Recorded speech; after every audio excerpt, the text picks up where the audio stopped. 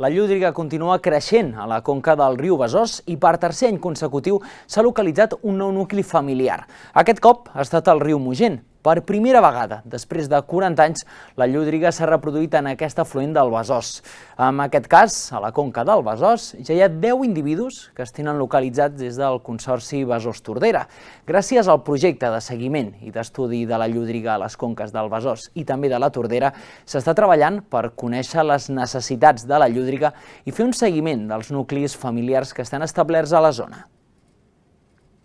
Aquesta és la família de llúdrigues que s'ha reproduït i que viu al riu Mogent. El grup familiar es compon d'una femella i dues cries, nascudes a l'estiu i que ja efectuen desplaçaments considerables. Aquestes imatges les han pogut captar amb càmeres de fototrampeig que han instal·lat després de tenir moltes evidències de que al Mogent hi podria haver un nucli familiar de llúdrigues vivint-hi. Ja tenien constància que al Mogent hi havia llúdrigues, però com a zona de dispersió i provinents d'altres zones.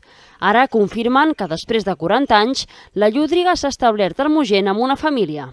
Que s'estigui només documentant un grup familiar per any i que en comptes de romandre al mateix lloc i ampliar-se en altres zones es vagin movent entre afluents, ens denota que la població encara és vulnerable, és petita i que costa trobar els punts bons on reproduir-se.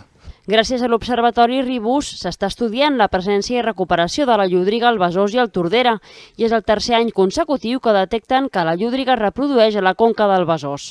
L'estudi va començar l'any 2018 i gràcies a la investigació poden encarar certes accions per millorar l'entorn fluvial, el que afavoreix la diversitat de les espècies. Coneixent l'hàbitat que requereix la llúdriga com a espècie per aigües, doncs de retruc també estarem coneixent quines són les necessitats d'altres espècies i per tant una gestió activa en el territori per afavorir la llúdriga, doncs estarem afavorint també els ecosistemes fluvials i la biodiversitat associada.